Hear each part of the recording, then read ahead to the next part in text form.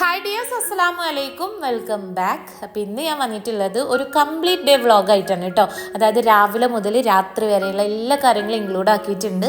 ഈ വ്ളോഗ് എന്തായാലും നിങ്ങൾക്ക് ഇഷ്ടപ്പെടുന്ന എനിക്ക് ഉറപ്പുണ്ട് കേട്ടോ, കാരണം നിങ്ങൾ ആവശ്യപ്പെട്ട എല്ലാ കാര്യങ്ങളും ഇതിൽ ഞാൻ ഇൻക്ലൂഡ് ആക്കിയിട്ടുണ്ട്. അപ്പോൾ വീഡിയോയിലോട്ട് പോണതിന് മുന്നായിട്ട് ഞാൻ ഇന്ന് ഇട്ടിട്ടുള്ള ഈ ഒരു ഡ്രസ്സ് നിങ്ങൾക്കൊന്ന് പരിചയപ്പെടുത്താം. ഇതിപ്പോൾ ഞാൻ ഈ അടുത്ത് ഫ്ലിപ്കാർട്ടിൽ നിന്ന് വാങ്ങിച്ചിട്ടുള്ളതാണ് കേട്ടോ.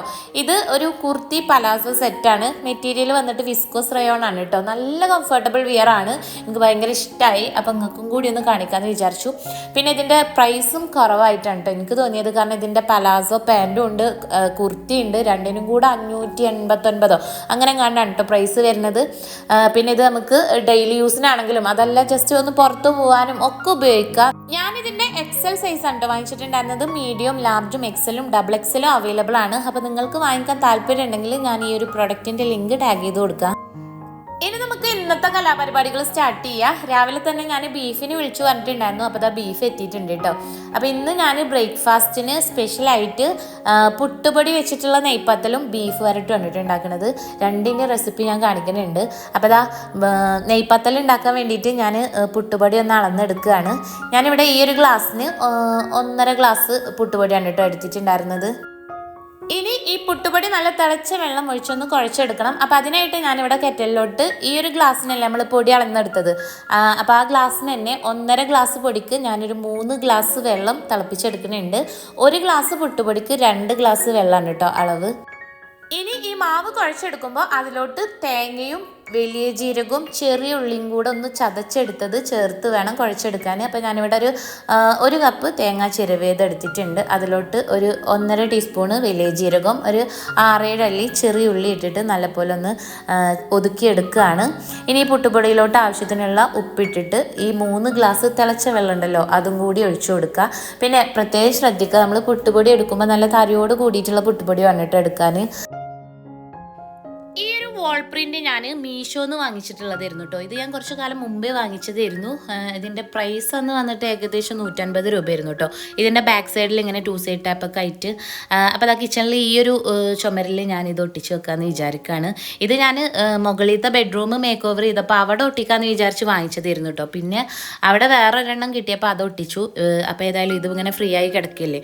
അപ്പോൾ കിച്ചണിൽ ഇതാ ഈ ഒരു ചുമരുണ്ടല്ലോ അതിലിങ്ങനെ ഒരു കറുത്ത കുത്ത് വന്നിട്ടുണ്ട് കേട്ടോ. അപ്പോൾ ആ ഒരു ഇത് മറയാൻ വേണ്ടിയിട്ട്, അവിടെ ഒന്ന് വൃത്തിയാവാൻ വേണ്ടിയിട്ട് അവിടെയാണ് കേട്ടോ ഞാൻ ഈ ഒരു വാൾ പ്രിന്റ് ഒട്ടിച്ചിട്ടുണ്ടായിരുന്നത്.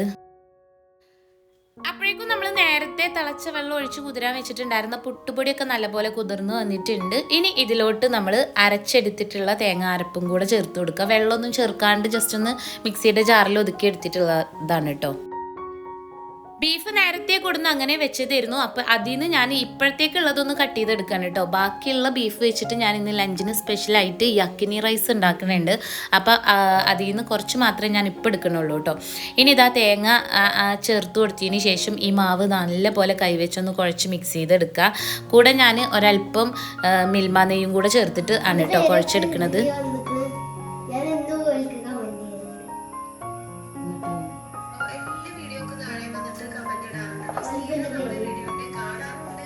അതോ കൈ കഴുകിയിട്ട് ഇതിൽ തൊട്ട്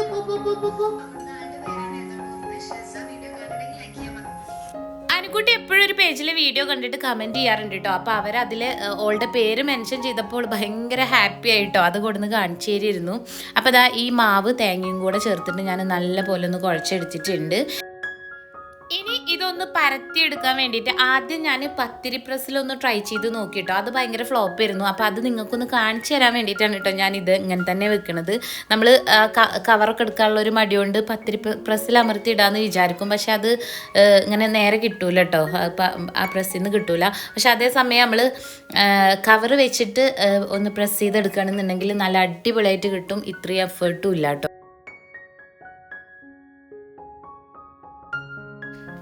കവറിൽ ഒരല്പം എണ്ണയൊന്ന് തടവിയതിന് ശേഷം അതിൽ മാവ് വെച്ചിട്ട് പാത്രം അതിൻ്റെ മുകളിൽ വെച്ച് ജസ്റ്റ് ഒന്ന് പ്രസ് ചെയ്ത് കൊടുത്താൽ മാത്രം മതി. പിന്നെ നമ്മൾ നെയ്പ്പത്തലിന് പരത്തിയെടുക്കുമ്പോൾ കുറച്ച് കട്ടിയോട് കൂടിയിട്ട് വേണം കേട്ടോ പരത്തിയെടുക്കാൻ, തിന്നായി പോകരുത്. ഇനിയിപ്പോൾ ബീഫ് വേവിക്കാൻ വെക്കാൻ ഞാനിതാ കുക്കറിലോട്ട് ബീഫ് ഇട്ടിട്ടുണ്ട്. ഇതിലോട്ട് ഒരു സവാളയും തക്കാളിയും 2 പച്ചമുളകും ഇട്ടിട്ടുണ്ട്. പിന്നെ പൊടികളായിട്ട് ഞാൻ മല്ലിപ്പൊടി, മഞ്ഞൾപ്പൊടി, മുളക് പൊടി, ഒരൽപ്പം കുരുമുളക് പൊടിയാണ് കേട്ടോ ചേർത്ത് കൊടുക്കുന്നത്. കൂടെ ഞാനൊരു അര ടീസ്പൂണോളം ബിരിയാണി മസാലയും ചേർക്കുന്നുണ്ട്. ആവശ്യത്തിനുള്ള ഉപ്പും ചേർത്ത് കൊടുക്കുക. പിന്നെ വെളിച്ചെണ്ണയാണ് കേട്ടോ ചേർത്ത് കൊടുക്കുന്നത്.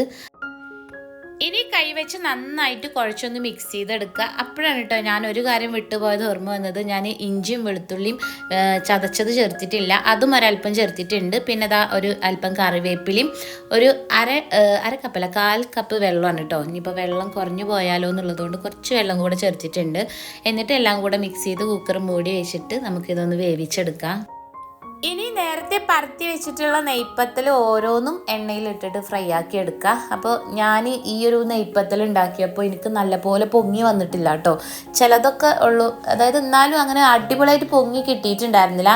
അതിന് പല കാരണങ്ങളും ഉണ്ടാവും. ഒന്നുകിൽ പൊടിയുടെ എന്തെങ്കിലും ഇഷ്യൂ ഉണ്ടാവും, അതല്ലെങ്കിൽ വെള്ളം കൂടിപ്പോയതുകൊണ്ടോ അല്ലെങ്കിൽ എന്താ കാരണം എന്നുള്ളത് എനിക്കും മനസ്സിലായില്ല കേട്ടോ. നിങ്ങൾ ഇനിയിപ്പോൾ അഥവാ ഈ പുട്ടുപൊടി വെച്ചിട്ടൊരു നെയ്പ്പത്തിലൊക്കെ ട്രൈ ചെയ്ത് നോക്കുന്നുണ്ടെങ്കിൽ എൻ്റെ വീഡിയോ നോക്കണ്ട, നല്ല അടിപൊളിയായിട്ട് ചെയ്ത വീഡിയോസ് യൂട്യൂബിൽ തന്നെ കിടക്കുന്നുണ്ട് കേട്ടോ. അത് നോക്കിയിട്ട് ചെയ്താൽ മതി. ഞാനും അങ്ങനെ ഒരു വീഡിയോ ഒക്കെ നോക്കി ചെയ്തത് തന്നെയാണ് കേട്ടോ. പക്ഷേ എന്തോ അങ്ങനെ എന്താ പറയുക, ചിലതൊക്കെ ചെറുതായിട്ടൊക്കെ പൊങ്ങി, പക്ഷെ എന്നാലും നല്ല പോലെ ഇങ്ങോട്ട് പൊങ്ങി വരുമ്പോഴല്ലേ ആ ഒരു സന്തോഷം കിട്ടുക. അങ്ങനെ വന്നില്ല കേട്ടോ. പക്ഷെ നല്ല ടേസ്റ്റ് ഉണ്ടായിരുന്നു സംഭവം. ഇനിയിപ്പോൾ ഇത് എങ്ങനെയാണെങ്കിലും ഇത് കഴിക്കാൻ നല്ല ടേസ്റ്റാണ് കേട്ടോ. വെറുതെ കഴിക്കാൻ തന്നെ നല്ല ടേസ്റ്റാണ്. ഞാനിത് ഉണ്ടാക്കിക്കൊണ്ടിരിക്കുമ്പോൾ നൈഷുക്കുട്ടീൻ്റെ കൂടെ നിന്നിട്ട് ഓരോന്നായിട്ട് കഴിച്ചുകൊണ്ടിരിക്കുകയാണ് കേട്ടോ. എന്നിട്ട് അതിൻ്റെ ഇടയ്ക്ക് പറയുന്നുണ്ട്, ഇനി നിങ്ങൾ കഴിക്കുമ്പോൾ നിങ്ങളുടെ കൂടെയും കഴിക്കണമെന്ന്. ഈ വീഡിയോ നിങ്ങൾ മാക്സിമം സ്കിപ്പ് ചെയ്യാണ്ട് കാണാൻ ശ്രമിക്കണം കേട്ടോ. നിങ്ങൾ ആവശ്യപ്പെട്ട പോലെ തന്നെ അത്യാവശ്യം ലെങ്തി വ്ളോഗാണ്. പിന്നെ മക്കളൊക്കെ ഇന്ന് വീട്ടിലുള്ളതുകൊണ്ട് തന്നെ മക്കളുടെ വിശേഷങ്ങളും പിന്നെ ഞങ്ങൾ എല്ലാവരും ഒരുമിച്ചിട്ടുള്ള ഡീപ്പ് ക്ലീനിങ്ങും അങ്ങനെ എല്ലാം ഉണ്ട് കേട്ടോ. പിന്നെ അപ്രതീക്ഷിതമായിട്ടുള്ള ഒരു വിരുന്നുപോക്കും ഒക്കെ ഇൻക്ലൂഡ് ആക്കിയിട്ടുള്ള വ്ളോഗാണ്.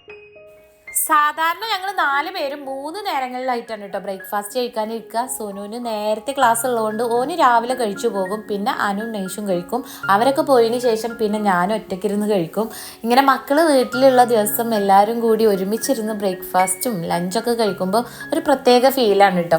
എനിക്ക് ഒറ്റയ്ക്കിരുന്ന് കഴിക്കുന്നത് ഒട്ടും ഇഷ്ടമല്ല. പിന്നെ ഇപ്പോൾ എല്ലാ രക്ഷിതാക്കളും ഏറെക്കുറെ ഇങ്ങനെ തന്നെ ആയിരിക്കും അല്ലേ. മക്കളൊക്കെ പോയി ഒന്ന് സ്വസ്ഥമായതിന് ശേഷമല്ലേ ഉള്ളൂ നമുക്ക് ബ്രേക്ക്ഫാസ്റ്റ് ആണെങ്കിലും എന്നും കഴിക്കാൻ പറ്റുള്ളൂ.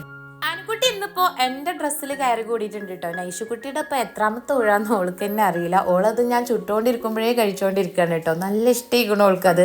എന്താണെങ്കിലും ഞങ്ങളെല്ലാവരും കൂടെ കഴിക്കണം. അപ്പോൾ ഈ നെയ്പ്പത്തലും ബീഫും ഉണ്ടല്ലോ, നല്ല കോമ്പിനേഷനാണ് കേട്ടോ. പിന്നെ നെയ്പ്പത്തലിൻ്റെ കാര്യം ഞാൻ നേരത്തെ പറഞ്ഞല്ലോ, ഞാൻ ഉണ്ടാക്കിയത് ചിലതൊക്കെ കുഴപ്പമില്ലാണ്ടൊക്കെ പൊങ്ങി വന്നിട്ടുണ്ടായിരുന്നു. പക്ഷെ ആദ്യം ചുട്ടതൊന്നും അത്ര നല്ല രീതിക്ക് കിട്ടിയിട്ടുണ്ടായിരുന്നില്ല കേട്ടോ.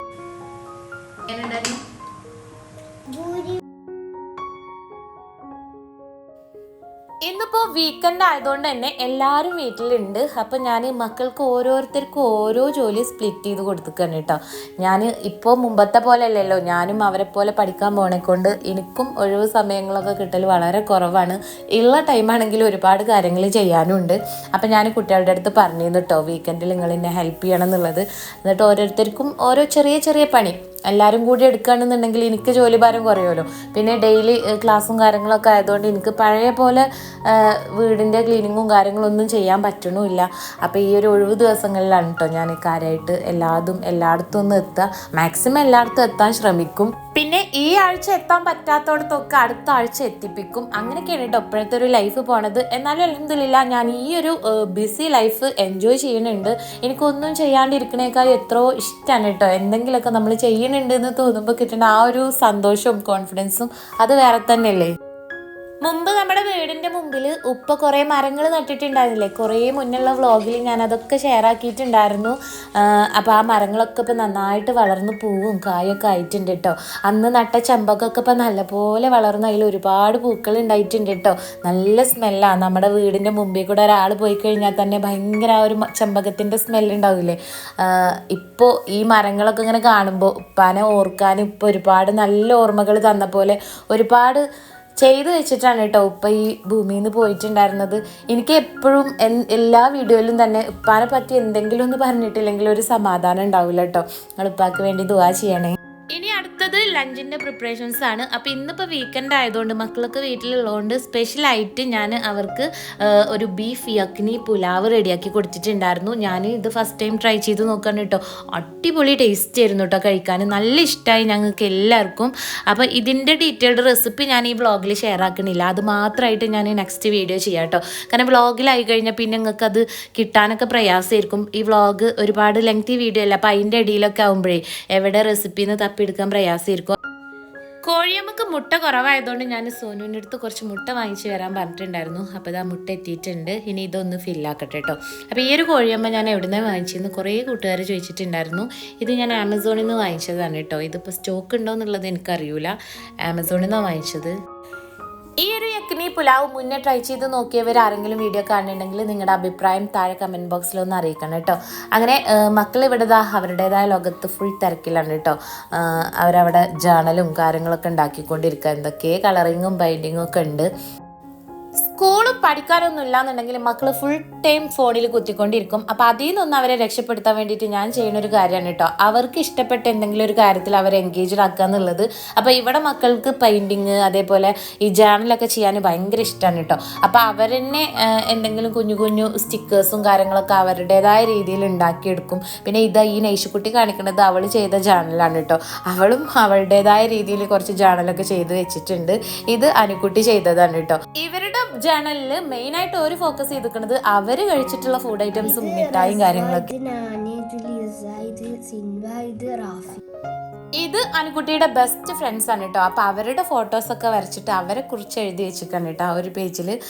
പിന്നെ കുറേ ക്രിയേറ്റീവ് ആയിട്ടുള്ള ഓരോ കാര്യങ്ങളും ഓരോ ഇത് ചെയ്ത് വെച്ചിട്ടുണ്ട് കേട്ടോ. ഇത് ഒരു ദിവസം അവൾ കഴിച്ച കുറേ മിഠായും കാര്യങ്ങളൊക്കെ ഉണ്ടാവില്ലേ, അതിൻ്റെ ഒക്കെ അതൊക്കെ കട്ട് ചെയ്ത് ഒട്ടിച്ചിട്ട് അതിനെക്കുറിച്ച് എഴുതി വെച്ചിട്ടുണ്ട്.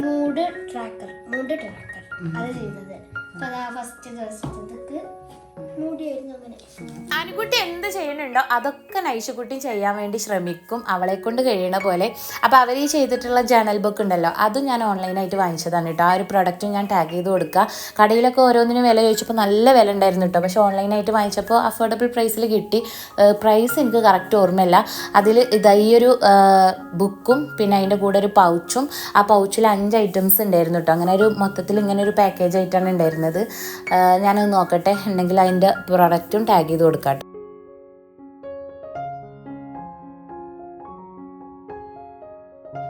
പുറത്ത് നല്ല ഇരുട്ട് കുത്തി മഴ പെയ്തുകൊണ്ടിരിക്കുകയാണ്. അങ്ങനെ യക്നി റൈസ് അവിടെ റെഡി ആയിക്കൊണ്ടിരിക്കുന്നുണ്ട്. അപ്പോൾ ഇനി എൻ്റെ അടുത്ത പരിപാടി കിച്ചണിൻ്റെ ക്ലീനിങ് ആണ് കേട്ടോ. അതായത് ഈ ഒരു ഷെൽഫും കാര്യങ്ങളൊക്കെ ഒന്ന് തുടച്ചെടുക്കുകയാണ്. അപ്പോൾ ഈ ഒരു ജനാലിയിൽ സെറ്റ് ചെയ്തിട്ടുള്ള ഈ ഷെൽഫ് അത് പലരും ചോദിക്കാറുണ്ട് എങ്ങനെയാണ് അതൊന്ന് കാണിക്കുമോ എന്നുള്ളതൊക്കെ. അപ്പോൾ ഇതിൽ ഞാൻ ഡീറ്റെയിൽഡ് ആയിട്ട് കാണിച്ചു തരാം കേട്ടോ. പിന്നെ ഈ ജനാലിൻ്റെ അകത്തായിട്ട് സെറ്റ് ചെയ്തിട്ടുള്ള ഷെൽഫ് ആയതുകൊണ്ട് തന്നെ അങ്ങനെ ഒരുപാട് സ്പേസും കാര്യങ്ങളൊന്നും ഇല്ല. എന്നിരുന്നാലും നമുക്ക് ഇതുപോലെ ബോട്ടിൽസൊക്കെ അറേഞ്ച് ചെയ്ത് വെക്കാം കേട്ടോ. പെട്ടെന്ന് നമുക്ക് ഇപ്പോൾ ഈ ഗ്യാസിൻ്റെ അടുത്ത് തന്നെ ആയതുകൊണ്ട് നമുക്ക് പെട്ടെന്ന് വേണ്ടതുണ്ടാവില്ലോ ഓയിൽ ബോട്ടിൽസും കാര്യങ്ങളൊക്കെ, അതൊക്കെ ഇതിൽ സെറ്റ് ചെയ്ത് വെക്കാം. ഞാനിപ്പോൾ ഈ ഒരു ഷെൽഫിൽ വെച്ചിട്ടുള്ളത് നമ്മൾ ഡെയിലി യൂസ് ചെയ്യണ ഓയിൽ ബോട്ടിൽസ് അല്ല, പകരം സ്റ്റോർ ചെയ്ത് വെക്കണ ഓയിൽ ബോട്ടിൽസ് ഉണ്ടാവില്ലേ, അതാണ് കേട്ടോ വെച്ചിട്ടുള്ളത്. അതേപോലെ തന്നെ വിനാഗിരിൻ്റെ ബോട്ടിൽ, അങ്ങനെയുള്ള ബോട്ടിൽസൊക്കെയാണ് ഞാനിവിടെ സെറ്റ് ചെയ്ത് വെച്ചിട്ടുള്ളത്.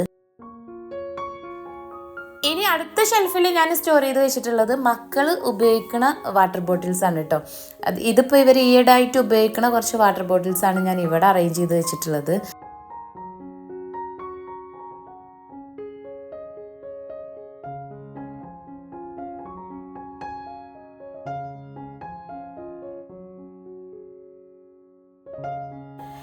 കിച്ചണിലുള്ള എല്ലാ ഷെൽഫൊന്നും ഞാൻ അടുക്കി പെറുക്കാൻ വേണ്ടി പോകണില്ല കേട്ടോ. കാരണം അതെങ്ങാനും അടുക്കി പെറുക്കാൻ നിന്ന് കഴിഞ്ഞാൽ ഇന്ന് രാത്രി ആയാലും തീരൂല.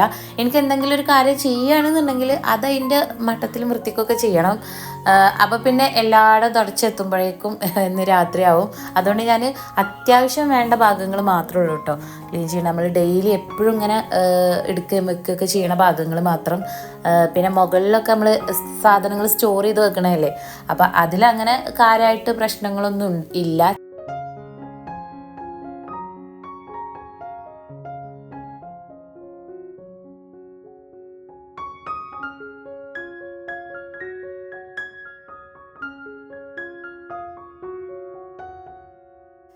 ഇൻഷാല്ലാ നെക്സ്റ്റ് വീഡിയോ നമുക്ക് തീർച്ചയായിട്ടും ഈ ഒരു യക്കിനി റൈസിൻ്റെ ഡീറ്റെയിൽഡ് റെസിപ്പി ഷെയർ ആക്കാം കേട്ടോ. ഇത് നല്ല ടേസ്റ്റ് ഉള്ളൊരു റൈസ് തന്നെയാണ്. നമ്മളെപ്പോഴും ബിരിയാണി, മന്തി, ഫ്രൈഡ് റൈസ് അങ്ങനെയുള്ള ഐറ്റംസൊക്കെ എപ്പോഴും ഉണ്ടാക്കി വെക്കൂലേ. അപ്പോൾ അതിൽ നിന്ന് കുറച്ച് ഡിഫറെൻ്റ് ആയിട്ട് എന്നാൽ കഴിക്കാൻ നല്ല ടേസ്റ്റി ആയിട്ടുള്ളൊരു റൈസാണ് കേട്ടോ. ഇതൊരു അഫ്ഗാൻ സ്പെഷ്യൽ റൈസാണെന്നാണ് പറയണത്. എന്താണെങ്കിലും ഇൻഷാല്ലാ ഞാനത് നെക്സ്റ്റ് വൈകാണ്ട് തന്നെ ഷെയർ ആക്കാം. നിങ്ങൾ കണ്ടു നോക്കുന്നുണ്ട് കേട്ടോ. നല്ല മഴയും കോടമഞ്ഞും മരങ്ങൾക്കടിയിൽ ഇങ്ങനെ കാണാൻ തന്നെ എന്തൊരു ഭംഗിയല്ലേ. അങ്ങനെ ക്ലീനിങ്ങും കാര്യങ്ങളും വീണ്ടും പുരോഗമിച്ചുകൊണ്ടിരിക്കുകയാണ് കേട്ടോ. എൻ്റെ ഈ ഒരു കിച്ചൺ ക്ലീനിങ് കഴിഞ്ഞിട്ട് വേണം ബാക്കി കുട്ടികളെയും കൂട്ടിയിട്ട് ബാക്കിയുള്ള ഭാഗങ്ങളൊക്കെ ഒന്ന് റെഡിയാക്കി എടുക്കാൻ. ആനിക്കുട്ടിനെ ഞാൻ ഏൽപ്പിച്ച ജോലി എല്ലാ ഭാഗങ്ങളും ഓളെ കൊണ്ട് കഴിയുന്ന രീതിയിലൊന്ന് ഓർഗനൈസ് ചെയ്ത് അടിച്ചു വാരി ഇടുക എന്നുള്ളതാണ് കേട്ടോ. അപ്പോൾ ഈ ഒരു ബെഡ്റൂം ഉണ്ടല്ലോ, ഇത് ഒരു സ്റ്റഡി ഏരിയ ഉണ്ട് കേട്ടോ. ഒരു സ്റ്റഡി ടേബിളും ഏറെക്കുറെ എപ്പോഴും ഇങ്ങനെ തന്നെയാണ് കേട്ടോ. മൊത്തം അലമ്പാക്കി വെക്കും. പിന്നെ ആ ഒരു കട്ടിലും ബെഡും കണ്ടില്ലേ, അവിടെ എവിടുന്നാന്നറിയില്ല ഈ റൂമിൽ കയറി കഴിഞ്ഞാൽ എന്തെങ്കിലും തുണികളും കാര്യങ്ങളൊക്കെ ആയിട്ട് അതിൽ നിറച്ച് വെക്കും കേട്ടോ. എനിക്ക് ഏറ്റവും ഇഷ്ടമില്ലാത്ത കാര്യം നനഞ്ഞ തോർത്ത് കൊണ്ടുപോയിട്ട് നേരെ കട്ടിലിടും. എനിക്ക് ഒട്ടും ഇഷ്ടമില്ലാത്ത കാര്യമാണ് കേട്ടോ. പിന്നെ സോനുവിന് ഞാനിതാ ഈ മാറാല തട്ടലാണ് കേട്ടോ പണി കൊടുത്തിട്ടുള്ളത്. അപ്പോൾ അവന് ഓരോ ഭാഗങ്ങളായിട്ട് തട്ടിക്കൊണ്ടിരിക്കുമ്പോൾ ആ ഒരു ഇതിൻ്റെ ഉള്ളിൽ നിന്നൊരു പല്ലി ഓടുന്നുണ്ട് കേട്ടോ. അതിനെ കൊല്ലാൻ വേണ്ടി കിട്ടിയില്ല, ഭാഗ്യം അത് ജീവനും കൊണ്ട് ഓടി. പിന്നെ ഓരോ ഭാഗങ്ങളും അവന് മാറാല തട്ടിക്കൊണ്ടിരിക്കുന്നുണ്ട്. ഞാൻ ആരോ പറഞ്ഞു കേട്ടിട്ടുണ്ട് ആണുങ്ങൾ മാറാല തട്ടിയാൽ പിന്നെ മാറാലുണ്ടാവില്ല എന്ന്. ആരെ പറഞ്ഞെന്ന് എനിക്ക് ഓർമ്മയില്ല കേട്ടോ. ഞാൻ ഇടയ്ക്കിടയ്ക്ക് അത് ഇവിടെ പ്രയോഗിക്കലുണ്ട് ഇക്കാൻ്റെ അടുത്തും സോനുവിൻ്റെ അടുത്തും. കാരണം നമുക്ക് ആ പണിയിൽ നിന്ന് രക്ഷപ്പെടാമല്ലോ. ഇവിടെ ഇക്കും മാറാല തട്ടിത്തരും കേട്ടോ. അതേപോലെ സോനുട്ടിയും തന്നെ. അതിലെന്തെങ്കിലും യാഥാർത്ഥ്യം ഉണ്ടോ എന്നുള്ളതൊന്ന് പറയണം കേട്ടോ. നൈഷുക്കുട്ടിക്ക് ഞാൻ ഇന്നിപ്പോൾ ഒരു പണി ഏൽപ്പിച്ച് കൊടുത്തിട്ടില്ല കേട്ടോ. അവളിപ്പോൾ ഇന്ന് എന്തെടുക്കുമെന്ന് ആലോചിച്ചിട്ട് അങ്ങോട്ടും ഇങ്ങോട്ടും തലങ്ങും വിലങ്ങും നടക്കുന്നുണ്ട് കേട്ടോ. ആദ്യം എൻ്റെ അടുത്ത് വന്ന് ചോദിച്ചിട്ടോ ഞാൻ എന്താ ചെയ്യേണ്ടതെന്ന്. അപ്പം ഞാൻ അവളെ കൊണ്ട് പറ്റുന്ന രീതിയിൽ ജനാലൻ്റെ ആ ഒരു തരിപ്പുണ്ടല്ലോ അവിടേക്ക് ഒന്ന് ജസ്റ്റ് തുണി വെച്ചിട്ട് തുടച്ചിട്ടാൽ മതി, അങ്ങനെ എന്തെങ്കിലും ചെയ്താൽ മതി എന്ന് പറഞ്ഞു. അപ്പോൾ അവൾക്ക് അതങ്ങോട്ട് ബോധിച്ചിട്ടില്ല കേട്ടോ. അവൾക്ക് ചെറിയ ജോലിയാണ് കൊടുത്തെന്നുള്ളൊരു തോന്നൽ. അപ്പോൾ അവളത് ചെയ്യണില്ല എന്ന് പറഞ്ഞിട്ട് വേറെ എന്താ അവളെ കൊണ്ട് ചെയ്യാൻ പറ്റുകയെന്നും ആലോചിച്ച് കുറേ നടന്നു. പിന്നെ അവസാനം മനസ്സിലായിട്ടോ നൈഷാക്ക് ചെയ്യാൻ പറ്റുന്നത് ഇതാണ് എന്നുള്ളത്. അങ്ങനെ വീണ്ടും അവൾ തുണിയൊക്കെ എടുത്തിട്ട് ഇറങ്ങിയിട്ടുണ്ട് അവിടെയൊക്കെ തുടച്ചിടാൻ വേണ്ടിയിട്ട്. പിന്നെ സോനുട്ടി AC-യുടെ ഉൾഭാഗമൊക്കെ ക്ലീൻ ചെയ്ത് അതിൻ്റെ ആ ഒരു എന്താ പറയുക ഫിൽറ്ററൊക്കെ ക്ലീൻ ചെയ്തെടുത്തു. പിന്നെ അനുക്കുട്ടി എല്ലായിടും അടിച്ചു വാരുന്നുണ്ട് കേട്ടോ. അനുക്കുട്ടിക്ക് പിന്നെ ഇങ്ങനെയുള്ള വീട്ടിലത്തെ കാര്യങ്ങൾ ചെയ്യാൻ വലിയ ഇൻട്രസ്റ്റഡ് അല്ല കേട്ടോ. ഓൾക്ക് ഏറ്റവും ഇഷ്ടമല്ല ജേർണൽ ചെയ്യാനോ പെയിൻറ്റിങ്ങോ അല്ലെങ്കിൽ പഠിക്കുക, അപ്പം അങ്ങനത്തെ റിലേറ്റഡ് ആയിട്ടുള്ള കാര്യങ്ങളാട്ടോ ഓൾക്ക് ഇഷ്ടം. നൈഷുക്കുട്ടിയാണ് ഇവിടെ ഏറ്റവും കൂടുതൽ വീട്ടുജോലികൾ ചെയ്യാൻ ഇഷ്ടമുള്ള ആൾ. അത് എന്തെങ്കിലും ഒരു കാര്യം നൈഷു ഏറ്റെടുത്ത് കഴിഞ്ഞാൽ അത് ഏറ്റവും അടിപൊളിയായിട്ട് ചെയ്യാനും ശ്രമിക്കും കേട്ടോ. പിന്നെ സോനുട്ടിൻ്റെ കാര്യം പറയണമെന്നുണ്ടെങ്കിൽ ഞാൻ എന്ത് പറഞ്ഞാലും ഓനനുസരിക്കും. ഓനക്ക് അങ്ങനെ പ്രത്യേകിച്ചൊരു കുഴപ്പങ്ങളൊന്നും ഇല്ല കേട്ടോ. ഞാൻ എന്താണോ പണി കൊടുക്കുന്നത് അത് ഓന് മാക്സിമം നല്ലപോലെ ചെയ്തു തരും. കണ്ടറിവുണ്ട് കേട്ടോ. എനിക്ക് എന്തെങ്കിലും വയ്യാന്നുണ്ടെങ്കിൽ എന്നെ നല്ലോണം ഹെൽപ്പ് ചെയ്യും. ആനിക്കുട്ടിൻ്റെ അടിച്ചു വാരലൊക്കെ കഴിഞ്ഞതിന് ശേഷം വീണ്ടും ഞാൻ അവിടെ എല്ലായിടും ഒന്ന് അടിച്ചു വാരി എടുത്തുട്ടോ. അവൾക്ക് അവളെ കൊണ്ട് പറ്റുന്ന രീതിയിലൊക്കെ റെഡിയാക്കി വെച്ചതായിരുന്നു. പക്ഷേ എല്ലായിടും എത്തിക്കഴിഞ്ഞാൽ വീണ്ടും ഇനിയിപ്പം ഞാൻ അടിച്ചു വാരി കഴിഞ്ഞിട്ട് വീണ്ടും അടിച്ചു വാരുകയാണെങ്കിൽ വീണ്ടും ഉള്ളിൽ എവിടെയെങ്കിലുമൊക്കെ ആയിട്ട് പൊടിയും കാര്യങ്ങളും ഉണ്ടാവും. അങ്ങനെ ഇനിയിപ്പോൾ എല്ലായിടും ഒന്ന് തുടച്ചെടുക്കണം. അത് എൻ്റെ ഡ്യൂട്ടിയാണ് കേട്ടോ. മക്കൾ അവരുടെ ഡ്യൂട്ടിയും കാര്യങ്ങളൊക്കെ പറഞ്ഞ പോലെ ചെയ്തിട്ടുണ്ട്. അങ്ങനെ ഇന്നത്തെ സ്പെഷ്യൽ ലഞ്ച് റെഡി ആയിട്ടുണ്ട്. ഇനിയിപ്പോൾ എൻ്റെ അടുത്ത പരിപാടി തുടക്കണം. എല്ലാവരും അടിച്ചു വാരി ഇട്ടതല്ലേ, തുടക്കൽ ഇന്ന് എൻ്റെ ഡ്യൂട്ടിയാണ് കേട്ടോ. തുടക്കൽ എന്നും എൻ്റെ ഡ്യൂട്ടി തന്നെയാണ്. അത് മക്കൾ ചെയ്താൽ ശരിയാവില്ല. പിന്നെ ഞാൻ ക്ലാസ്സുള്ള ദിവസങ്ങളിലൊക്കെ ഒന്നിടവിട്ട ദിവസങ്ങളിലാണ് കേട്ടോ തുടക്കാറ്. മുറ്റടിക്കുമ്പോൾ തുടക്കൂല, തുടക്കുമ്പോൾ മുറ്റടിക്കൂല, അങ്ങനെയാണ് കേട്ടോ.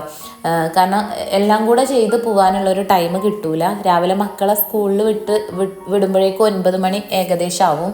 പിന്നെ അത് കഴിഞ്ഞ് എനിക്ക് ക്ലാസ്സിലേക്ക് ഇറങ്ങേണ്ടത് ഇവിടുന്ന് ഒരു 10:45 ആകുമ്പോൾ ഇറങ്ങണം. കാരണം 11:30 കേട്ടോ ക്ലാസ് സ്റ്റാർട്ട് ചെയ്യുക. അപ്പോൾ 10:45 വരെയുള്ളൊരു ടൈമാണ്. അതിൻ്റെ ഇടയിൽ എനിക്ക് വീട്ടിലത്തെ കാര്യങ്ങളും ചിലപ്പോൾ എൻ്റെ പഠന റിലേറ്റഡ് ആയിട്ടുള്ള വർക്കും കാര്യങ്ങളൊക്കെ ഉണ്ടാവും. അതും ചിലപ്പോൾ അതിൽ കംപ്ലീറ്റ് ചെയ്യണം കേട്ടോ. രാത്രിയിൽ കുട്ടികൾക്ക് പഠിപ്പിക്കാനോ കാര്യങ്ങളോ ഉണ്ടെന്നുണ്ടെങ്കിൽ എനിക്ക് എൻ്റെ പഠിത്തം നടക്കൂല. അങ്ങനെ മൊത്തത്തിൽ ഇങ്ങനെ തിരക്കിട്ട് പോകുന്നുണ്ട്. എന്താണെങ്കിലും കുഴപ്പമൊന്നും ഇല്ലാണ്ട് പോകുന്നുണ്ട് കേട്ടോ. എല്ലാ കാര്യങ്ങളും മാക്സിമം നല്ല രീതിക്ക് ഹാൻഡിൽ ചെയ്യാൻ നോക്കുന്നുണ്ട്.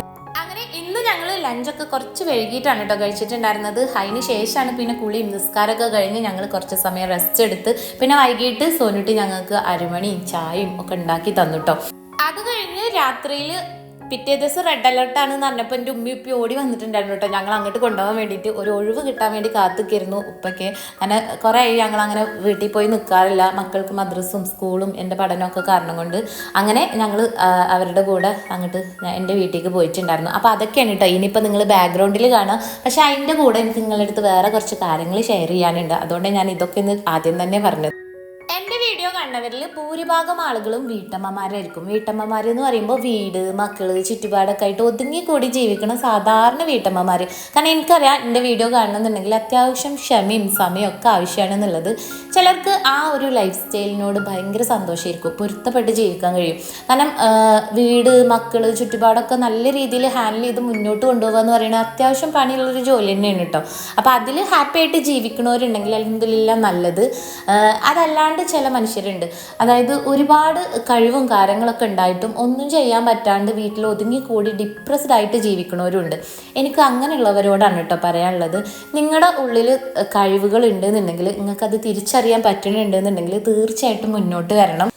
ഞാൻ പലപ്പോഴും ചിന്തിക്കാറുണ്ട് കേട്ടോ, ഇന്ന് നമുക്ക് ചുറ്റും ജീവിക്കുന്നവരിൽ നല്ല ഉയർന്ന പോസ്റ്റിൽ വർക്ക് ചെയ്യുന്ന ആളുകളുണ്ട് അല്ലേ. ചിലപ്പോൾ അവരെക്കായും ആ ഒരു പ്രൊഫഷന് ഡിസേർവിങ് ആയിട്ടുള്ള മറ്റ് പലരും നമുക്കിടയിൽ ജീവിക്കുന്നുണ്ട്. പക്ഷെ അവരൊന്നും അവിടെ എത്താണ്ട് പോയത് അവർക്ക് അതിന് പറ്റിയിട്ടുള്ളൊരു ചുറ്റുപാടില്ലാത്തതുകൊണ്ടായിരിക്കും, നല്ലൊരു സാമ്പത്തിക സ്ഥിതി ഇല്ലാത്തതുകൊണ്ടായിരിക്കും, അല്ലെങ്കിൽ നല്ലൊരു സപ്പോർട്ടീവ് സിസ്റ്റം ഇല്ലാത്തതുകൊണ്ടായിരിക്കും. അങ്ങനെയുള്ള ഒരുപാട് മനുഷ്യർ നമുക്ക് ചുറ്റിനുണ്ട് കേട്ടോ. ദുനിയാവിലുള്ള എല്ലാ സൃഷ്ടികൾക്കും പഠിച്ചവന് എന്തെങ്കിലുമൊക്കെ ഒരു കഴിവ് കൊടുത്തിട്ടുണ്ടാവും. അപ്പം നമ്മുടെ കഴിവ് എന്താണെന്നുള്ളത് നമ്മൾ തിരിച്ചറിയണോടത്താണ് കേട്ടോ നമ്മുടെ വിജയം. പിന്നെ നമുക്ക് എന്തെങ്കിലുമൊക്കെ ഒരു ഇൻകം സോഴ്സ് ഉണ്ടെങ്കിൽ, അതിപ്പോൾ ഈ പെണ്ണുങ്ങൾക്ക് എപ്പോഴും വീട്ടിൽ ഒതുങ്ങി ജീവിച്ചവർക്ക് അങ്ങനെ ഒരു വരുമാന മാർഗ്ഗം ഉണ്ടാവില്ല. നമുക്ക് സ്വന്തമായിട്ട് എന്തെങ്കിലും ഒരു കുഞ്ഞു വരുമാനമാണെങ്കിലും അപ്പോഴാണ് കേട്ടോ നമുക്ക് നമ്മളോട് തന്നെ ഒരു സെൽഫ് റെസ്പെക്റ്റ് ഒക്കെ തോന്നുക. അതേപോലെ തന്നെ നമ്മളും ഹാപ്പി ആയിട്ടിരിക്കുക. അപ്പോഴാണ് അതിന് നന്നായിട്ട് പഠിച്ച് വർക്ക് ചെയ്യണമെന്നൊന്നുമില്ല. എന്താണോ നിങ്ങളുടെ കഴിവ്, ചിലർക്ക് നന്നായിട്ട് കുക്ക് ചെയ്യാൻ അറിയുന്നവരുണ്ടാവും, ചിലർക്ക് നല്ല ഫാഷൻ ഡിസൈനിങ്ങിലൊക്കെ കഴിവുള്ളവരുണ്ടാവും, വരക്കാൻ കഴിവുള്ളവർ, പാടാൻ, കളിക്കാൻ, അങ്ങനെ പല കഴിവുകളും ഉള്ളവരുണ്ടാവും. അപ്പോൾ ആ കഴിവ് തിരിച്ചറിഞ്ഞിട്ട് മുന്നോട്ട് വന്നിട്ട് അതിനെ വളർത്തിയെടുത്തു കഴിഞ്ഞാൽ അത് നിങ്ങൾക്കൊരു വരുമാന മാർഗ്ഗമായിട്ട് മാറ്റാം. നമ്മുടെ ഇന്നത്തെ കുഞ്ഞു കുഞ്ഞു തീരുമാനങ്ങളിൽ നമ്മൾ എടുക്കുന്ന ആദ്യ ചുവടുവെപ്പായിരിക്കും ഭാവിയിൽ ചിലപ്പോൾ നമ്മുടെ ലൈഫ് തന്നെ മാറ്റിക്കളയാം. എല്ലാവർക്കും ജീവിതത്തിൽ സക്സസ് ആവാൻ പറ്റിക്കൊള്ളണമെന്നില്ല കേട്ടോ. അതൊക്കെ ഓരോ ഭാഗ്യ നിർഭാഗ്യങ്ങൾ പോലെ. എന്നാലും നമ്മൾ എഫേർട്ട് ഇടുക. നമ്മൾ എഫേർട്ട് ഇടാണ്ട് ഒരിക്കലും ലൈഫിൽ സക്സസ് ആവില്ല. അത് നല്ല രീതിയിൽ സക്സസ് ആവാൻ നോക്കട്ടോ. മനുഷ്യന് പല രീതിയിലും വിജയിക്കാൻ പറ്റും, പക്ഷേ എപ്പോഴും മറ്റുള്ളവരെ കൊണ്ട് നല്ലത് പറയിപ്പിക്കുന്ന രീതിയിൽ വിജയിക്കാൻ നോക്കുക ജീവിതത്തിൽ. അങ്ങനെ ഉമ്മി ഞങ്ങളെ കൂട്ടി ഇവിടെ വീട്ടിൽ വന്നിട്ടുണ്ട്. അപ്പോൾ പോരുന്ന വഴി ഞാൻ നമ്മുടെ കടയിൽ കയറിയിട്ട് പൊറോട്ടയും മീൻകറി എടുത്തിട്ടുണ്ടായിരുന്നു കേട്ടോ. എനിക്ക് ഭയങ്കര ആഗ്രഹം അത് കഴിക്കാൻ വേണ്ടിയിട്ട്. അപ്പോൾ ഞാൻ അവിടെ വീട്ടിലുണ്ടാക്കിയ ഫുഡൊക്കെ ഉമ്മാനും ഉപ്പാനും മക്കളെയും കഴിപ്പിച്ചിട്ട് എനിക്കുള്ള പൊറോട്ടയും മീൻകറിയും ഞാൻ കടയിൽ നിന്ന് എടുത്തിട്ടുണ്ട്. അങ്ങനെ ഞങ്ങൾ വീട്ടിലെത്തിയിട്ടുണ്ട് കേട്ടോ. ഇപ്പം സമയം ഏകദേശം 10 മണിയായിട്ടുണ്ട് കേട്ടോ. വന്ന പാടെ നൈഷുക്കുട്ടിക്ക് ഉറക്കം വന്നിട്ടുണ്ട്. അപ്പം ഞങ്ങൾ ഇങ്ങോട്ട് വരുന്നതിന് മുന്നേ അനിയത്തിനെയും വിളിച്ച് സെറ്റാക്കിയിട്ടുണ്ട് കേട്ടോ, വരാൻ പറഞ്ഞിട്ട്. അപ്പോൾ അവളും മക്കളും ഇപ്പോൾ വരും, അവരെ വെയിറ്റ് ചെയ്ത് നിൽക്കണം കേട്ടോ. അങ്ങനെ 2 ദിവസം ഞങ്ങൾ എല്ലാവരും കൂടെ ഒരുമിച്ച് നിന്നിട്ടാണ് വീട്ടിലേക്ക് തിരിച്ചു വന്നത്. അപ്പോൾ അത് അനിയത്തി മക്കൾ എത്തിയിട്ടുണ്ട്. ഇൻഷാല്ലാ നെക്സ്റ്റ് ഞങ്ങൾ എല്ലാവരും കൂടി ഉള്ളൊരു വ്ളോഗ് ഷെയർ ആക്കണ്ട കേട്ടോ. അതല്ല സോറി, അടുത്തത് ഞാൻ യക്കിനി റൈസിൻ്റെ റെസിപ്പി കാണിക്കാം കേട്ടോ. അതെനിക്ക് അത്രയ്ക്ക് ഇഷ്ടപ്പെട്ട ഒരു റൈസാണ്. നിങ്ങൾ എന്താണെങ്കിലും കണ്ടു നോക്കണം. ഞാൻ ഒരുപാട് നിങ്ങളെ ബോറടിപ്പിച്ച് ലാഗ് അടിപ്പിക്കാണ്ട് വേഗത്തിൽ കാര്യങ്ങൾ പറഞ്ഞിട്ട് അടിപൊളിയായിട്ട് ആ ഒരു റെസിപ്പി ഷെയർ ആക്കണ്ട കേട്ടോ. അത് നിങ്ങൾ മറക്കാണ്ട് കാണണം കേട്ടോ. നിങ്ങൾക്ക് എന്താണെങ്കിലും ഇഷ്ടമാവും. അത്രയ്ക്കും നല്ല അടിപൊളി ഒരു റൈസാണ് കേട്ടോ. ഞാൻ ഒട്ടും പ്രതീക്ഷിച്ചില്ല ഇത്രയ്ക്കൊരു ടേസ്റ്റി ആയിട്ട് ഇത് കിട്ടും എന്നുള്ളത്. അപ്പോൾ അത് കഴിഞ്ഞിട്ട് ശേഷം ഞാൻ ഇവിടെ വീട്ടിൽ വന്നിട്ടുള്ള ഞങ്ങളെല്ലാവരും കൂടി ഒരുമിച്ചുള്ള day in my life shoot ചെയ്തിട്ടുണ്ട്. അത് ഷെയർ ആക്കാം കേട്ടോ. അപ്പോൾ യക്കിനി റൈസിൻ്റെ റെസിപ്പി എന്താണെങ്കിലും കാണാൻ മറക്കരുത് കേട്ടോ. അത് ഞാൻ എത്രയും ചുരുക്കത്തിൽ നിങ്ങൾക്ക് ഒരുപാട് ബോറടിക്കാണ്ട് തന്നെ എല്ലാ കാര്യങ്ങളും ഇൻക്ലൂഡ് ആക്കിയിട്ട് ഒരു കുഞ്ഞു വീഡിയോ ആയിട്ട് ഷെയർ ആക്കാം.